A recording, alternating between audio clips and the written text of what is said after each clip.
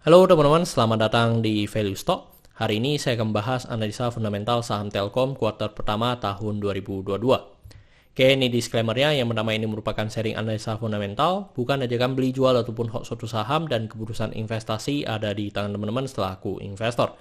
Yang ketiga, dari analisa fundamental ini bisa dijadikan referensi untuk analisa saham-saham yang teman-teman miliki.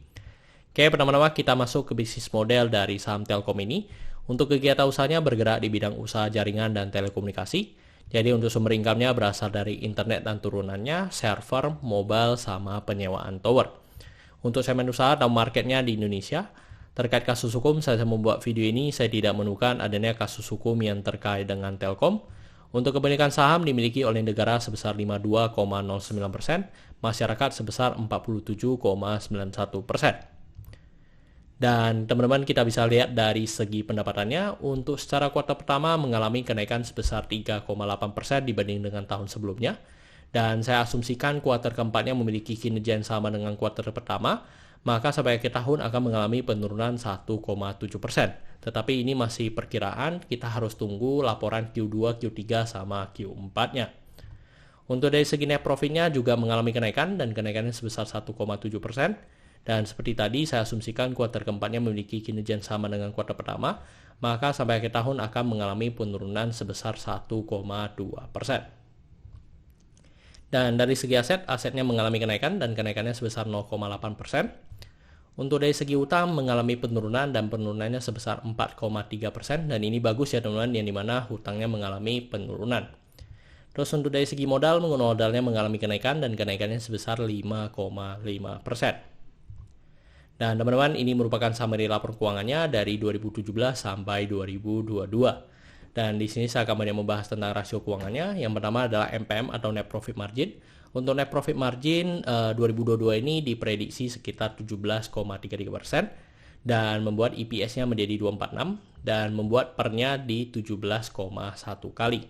Dan kalau teman-teman kita lihat secara historinya, untuk rata-rata PER-nya mungkin ini PER yang sebenarnya udah lebih tinggi ya, karena PER yang terendah di 2020 yaitu di tahun COVID. Terus untuk dari segi book value sekarang di 1548 dan membuat PBV-nya di 2,72 kali. Dan teman-teman kalau kita lihat secara historinya, mungkin ini udah kembali ya ke masa sebelum pandemi untuk dari harga saham Telkom ini. Terus untuk dari segi DER-nya di 0,82 kali. Dan ini bagus ya teman-teman, yang dimana di 2020 DER-nya pernah mencapai angka 1 dan sekarang sudah mengalami penurunan ke di bawah 1 lagi.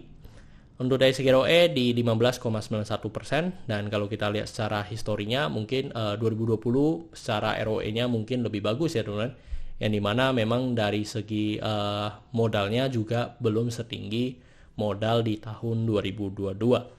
Terus untuk ROA di 8,73%. Oke teman-teman, saya membuat video ini untuk harga sahamnya di 4210.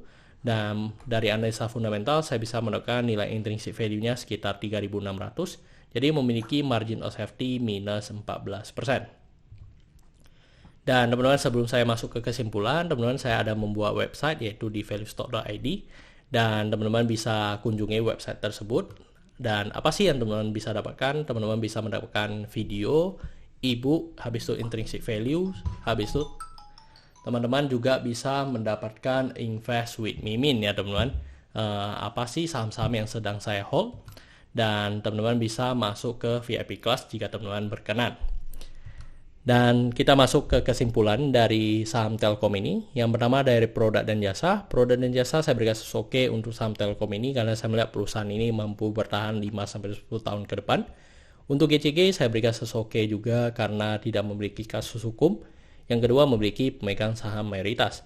Untuk revenue dan net profit saya berikan oke karena mengalami kenaikan.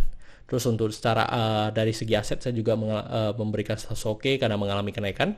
Untuk liability saya berikan oke karena DER-nya sudah di bawah 1. Untuk book value saya berikan no karena harga jual sekarang masih di atas harga book value-nya. Untuk secara sektor tidak ada hal yang perlu kita concern, jadi jika liability-nya oke, saya berikan sektor ini oke. Untuk ROE saya berikan oke karena di atas 9% atau 2 kali bunga deposito yang saya anut. Untuk margin of safety saya berikan no karena negatif. Untuk dividen saya berikan oke karena selama 5 tahun terakhir untuk saham Telkom masih sangat royal memberikan dividen kepada investornya. Oke teman-teman, jadi kesimpulannya adalah 9/11. Dan pertanyaannya adalah apakah saya akan beli saham Telkom ini? Untuk sementara tidak ya teman-teman. Walaupun secara fundamental dari saham Telkom ini sangat bagus. Tetapi sementara saya tidak tertarik karena dari segi harganya memang sudah tinggi sekali. Dan untuk potensi bisa beggar ya mungkin sudah tidak ada ya untuk di saham Telkom. Tetapi memang secara stabilitas dan secara keamanan dari saham ini memang sangat teruji ya teman-teman. Oke teman-teman, saya rasa cukup sekian untuk video kali ini. Jangan lupa untuk like dan subscribe. Jangan lupa juga untuk follow saya di Instagram saya di royken13. Dan teman-teman, saya ada membuat grup Telegram, jadi teman-teman bisa join grup Telegram saya di Value Stock. Untuk linknya teman-teman bisa dapatkan di deskripsi di bawah. Dan jika teman-teman ada kode saham yang ingin saya buatkan analisa seperti ini, silahkan tinggalkan di kolom komentar untuk kode sahamnya. Dan kembali lagi teman-teman bisa kunjungi website saya di valuestock.id. Oke teman-teman, see you in the next video. Bye-bye.